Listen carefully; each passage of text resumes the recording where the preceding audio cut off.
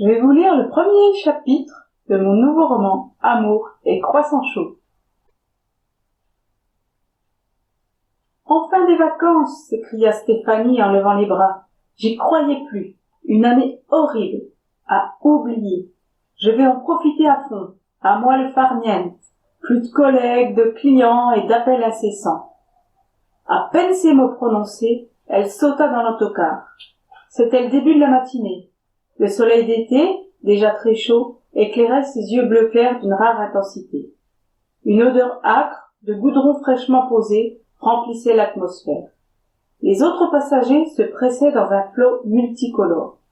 Besançon. Elles allaient quitter cette ville historique pour parcourir près de 700 kilomètres. Elle promena son regard tout autour d'elle. Elle s'assura qu'aucune fissure ne lézardait les parois. Elle huma l'air et fut satisfaite de ne sentir aucun effluve de gasoil. « Amandine, tu traînes !» déclara-t-elle à son amie qui peinait à hisser son bagage. « Si tu étais plus épaisse que la crêpe que tu as mangée ce matin, tu pourrais porter ton maquillage. Allez, file-moi ça. Même mes dossiers pèsent plus lourd que toi. » Elle jeta son sac de voyage sur son épaule et souleva la valise aussi facilement que si elle ne contenait rien.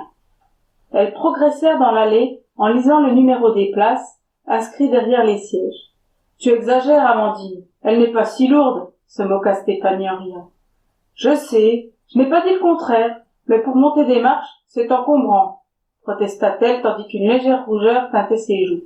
« Je n'arrivais pas à passer, avec tout le monde qui me poussait pour avancer. » Stéphanie mâchait son chewing-gum à la menthe en soupirant. « Tu m'exaspères, » pensa-t-elle. Cette discussion attira l'attention de Lucie, qui se rapprocha des deux amies.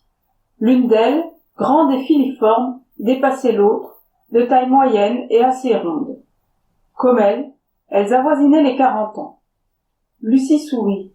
Le caractère bien trempé de la femme dont les formes généreuses remplissaient les vêtements lui plaisait bien. Elle portait une valise cabine absolument identique à la sienne, dont la couleur rouge brillait au soleil. Elle ignorait ce qui se trouvait dans celle des filles, mais dans la sienne était dissimulée une chose très spéciale. Parée à exécuter l'échange, elle patientait. Elle surveillait les allées et venues au cas où. La douane réalisait des contrôles fréquents ces derniers temps, ce qui ne l'inquiétait pas. L'objet passerait inaperçu. Le danger l'excitait. Si elle échouait, elle savait ce qui l'attendait, et mieux valait réussir. Deux vieilles dames s'assirent dans les ultimes places libres sur les fauteuils noirs et rouges un peu élimés. Lucie constata que, pour une fois, sa mission s'annonçait facile. 40 petits centimètres la séparaient de sa cible.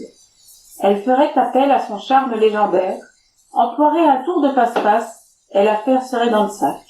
Ensuite, elle prendrait quelques jours de repos bien mérités et disparaîtrait. La plus ronde des femmes détourna les yeux dans sa direction. Quel magnifique regard! Le corps de Lucie tout entier se mit à frissonner, tandis qu'une sorte de pouvoir magnétique voulut la conduire dans ses bras. Elle désirait la serrer contre elle, sentir sa poitrine se tendre contre la sienne et lui faire l'amour une fois puis deux. Elle ferma les paupières et compta jusqu'à 50, en prenant soin de respirer profondément entre chaque chiffre. Son corps retrouvait petit à petit un rythme normal. « Attention à toi !» se sermonna-t-elle. « Plaisir et travail ne font pas bon ménage. Souviens-toi de ta dernière histoire. » Le regard de cette femme aux yeux magiques revenait régulièrement sur elle. « Je ne crois pas aux horoscopes. L'autre jour, il t'avait prédit une délicieuse rencontre. Tu avais vu des choux à la crème dans la pâtisserie. Tu les avais mangés, ronchonna-t-elle en essayant de calmer la crampe débutante qui s'emparait de son mollet. « Et oui, Steph, n'empêche qu'ils étaient très bons, ces choux. Tu remarques toujours le pire dans tout et chez tout le monde. En plus, je t'ai dit que c'est le tien qui te promettait une aventure extraordinaire dans laquelle pourrait naître une belle histoire d'amour, » plaisanta Amandine. Toute heureuse de partir pour un périple avec sa meilleure amie, elle savourait ce moment, indifférente à tout ce qui se déroulait autour d'elle. Stéphanie soupira et haussa les épaules. Elle avait envie d'un café bien chaud. Lucie surveillait constamment son rythme cardiaque. Quel pouvait être le signe astrologique de cette mystérieuse femme dont elle connaissait à présent le prénom? Pourquoi ne s'asseyait-elle pas? Stéphanie souleva son sac de sport pour le glisser sur l'étagère. Il est mis à abri de plastique. Lucie se leva et pria pour que son amie garde la valise à proximité. Elle profita du fait que Steph prenait tout son temps pour caler son bagage, pour échanger les deux valises rouges. Comme Amandine regardait son téléphone portable, la substitution ne posa aucun problème. Sans quitter l'écran des yeux, elle se déplaça dans l'allée pour laisser passer Stéphanie et s'asseoir à côté de la fenêtre. « Tu es sûre, mais vraiment certaine que ça ne te dérange pas? Je suis beaucoup moins malade quand je peux voir la route. »« Ne t'inquiète pas pour ça, Amandine. Je ferai la sieste ou des sudoku. Si je dors, le paysage... » Le brouhaha des conversations les entêtait. La main sur la poignée de la valise, Lucie répondit au sourire de Stéphanie. Son doux parfum vanillé lui rappela à quel point leurs corps se trouvaient proches, et davantage dans quelques minutes quand elle déambulera dans l'année pour se rendre aux toilettes. Elle sortit la tablette de sa besace et ouvrit les pages au hasard sur le navigateur. Elle ne voulait pas attirer l'attention. Avec 10 minutes de retard, le chauffeur mit enfin le contact. Elle interrompit sa lecture, rangea ses affaires, et se dirigea lentement vers les commodités. Elle enleva délicatement l'étiquette nominative de la valise et la remplaça par celle qu'elle avait préparée. Elle déchiffra les coordonnées qu'elle devait mémoriser et se les répéta plusieurs fois avant de la déchirer et de la jeter par la trappe réservée à l'essuie-main en papier. Elle tira la chasse d'eau et se lava les mains avec du savon liquide dont l'odeur âcre lui donna la nausée. Si quelqu'un écoutait, il serait rassuré de savoir qu'avec son hygiène irréprochable, il ne risquait rien. Emporter un bagage dans un endroit aussi exigu surprendrait forcément. Elle espérait que les curieux mettraient ça sur le compte de la méfiance.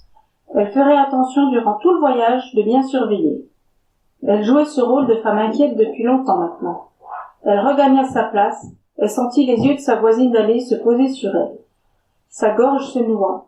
Elle avala sa salive avec difficulté. Elle tourna la tête pour lui sourire et vérifier que la valise rouge n'avait pas bougé. Rassurée, elle s'installa sur le siège confortable et fit craquer ses doigts avant de prendre son smartphone dans sa poche de jean et envoyer le message suivant. Amandine, Courtet.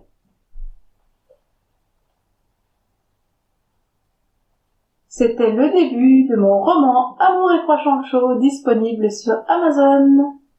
À très bientôt!